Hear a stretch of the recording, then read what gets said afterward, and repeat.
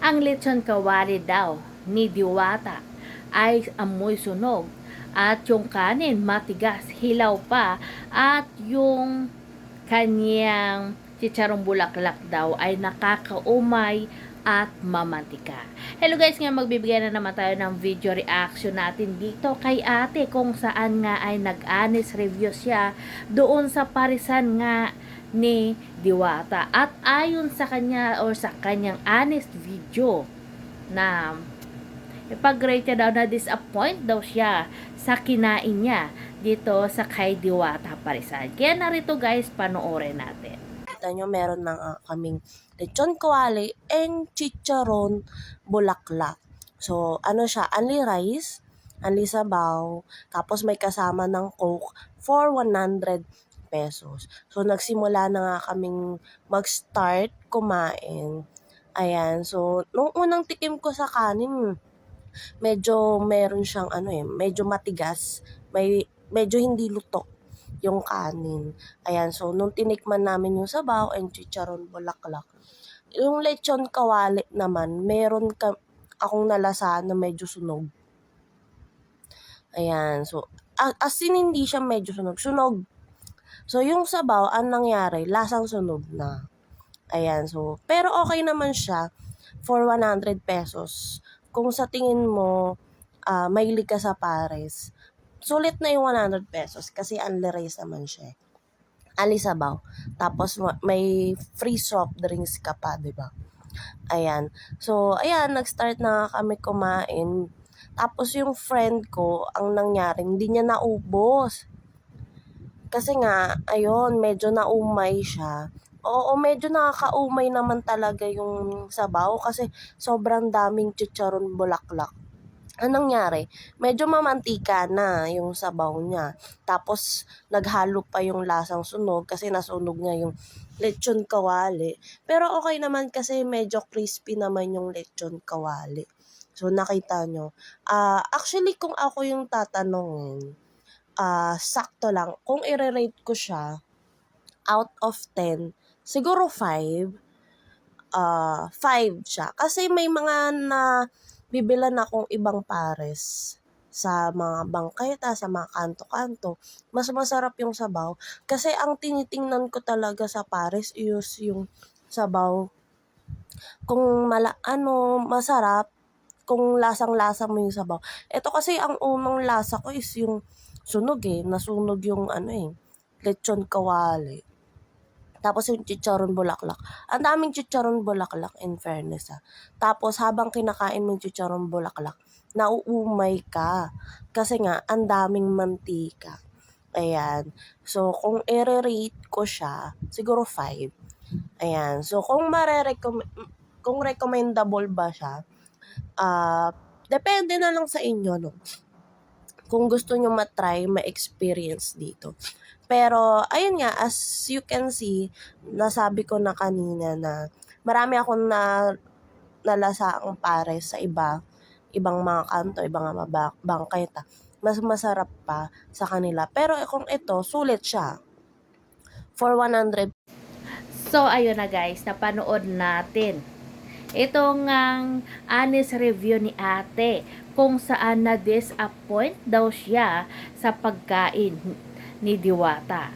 Kasi nga after daw ng trabaho niya, pumila sila ng kaibigan niya doon at naghintay nga sila ng medyo matagal at yun nga na-disappoint sila kasi nga dumating na yung pagkain nila na in order dito kay Diwata kung saan nga yung lechon paksiw daw ay amoy sunog at yung kanin daw ay matigas pa at hilaw at yun pa yung chicharong bulaklak daw ay mamantika at kung wala daw soft drinks ay nakakauma. Syempre naman ate, alam mo naman na yung chicharong bulaklak ay ginagawa yan pa minamantika yan. Natural lang na mamamantika yung chicharong bulaklak. Ano ka ba ate?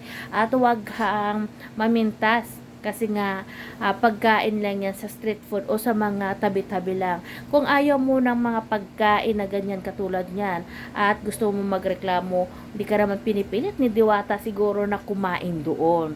Diba? Gaya nga ng sabi mo, hindi naman ka matatalo sa halagang 100 kasi nga meron ka ng unli sabaw, may unli rice ka, at meron ka pang unli soft drink. Saan ka pa makakakita ng halaga ng 100 na unli rice, unli sabaw at unli soft drinks, diba? Hindi daw siguro satisfied si ate kasi na-disappoint daw siya. At saka sabi niya nga kung i-rate niya daw yung pagkain nga ni Diwata ay bibigyan niya lang ng 5. Diba? Pero nga gaya ng sabi ni Diwata ay yung mga vlogger na iba na tahol lang tahol for the views na pagkatapos kang kumain ng ilang serve ng unli rice, tapos uminom ng ilang bote ng soft drink, tapos magrereklamo ka, 'di ba? Sa halagang 100 piso. Saan ka ba makakakain ng ganyan? Gaya nga ng ibang mga nagko-comment kung ayaw nyo ng pagkain katulad dyan sa mga street food na yan kay Diwata, ay malaya naman kamo pumunta sa mga mamahaling restaurant, sigurado ay masatisfied kayo. At huwag kayong maghanap ng ganong pasalamat kayo sa panahon ngayon. Kasi nga sa halagang 100 pesos ay marami ka nang makakain at makakakain ka ng gusto, lalong-lalo na doon sa mga mahihilig kumain ng kanin. Kaya dito kay ate, sigurado, shout out dito kay ate, sigurado na uulanin ka ng mga magagandang komento dyan sa page mo kasi nga syempre nagtrending din yun, mahigit 1,000,000 din ang views niya nang dahil sa kanyang honest review. Marami ngayon ang naninira dito kay Diwata sa kanyang kainan. Syempre sikat na sikat at hindi rin natin maiwasan na yung ibang nagko-comment na nagsasabi na baka pakulo lamang yan at merong mga negosyo din sa tabi-tabi na Diwata, kasi nga si Diwata na mismo doon nag-survey doon na may challenge din siya na pinatulang kung saan yung 1,000 ay kakain daw siya doon sa isang parisan. Marami din parisan doon sa malapit sa kanyang pwesto, kaya hindi malayo nga maraming maninira dito kay Diwata. Merong mga vlogger dito na nagrereklamo na mabaho daw at hindi masarap, amoy panis daw ang pagkain ng Diwata Pares. Kaya dito nga ay maintindihan din natin yung iba na bawat isa sa atin ay may kanya-kanya o iba't iba yung panlasa. Pero gaya nga ng sabi ni Diwata, sa halaga ng 100 piso ay tahol ka ng tahol, kung saan nga ay nabusog ka na nga at ilang beses ka pa nagbalik-balik ng soft drinks at yung kanin, anli sabaw pa, tapos tahol ng tahol ka for what? For the views. At ayon nga kay Diwata, kung ayaw nyo ng kanyang pagkain ay walang problema.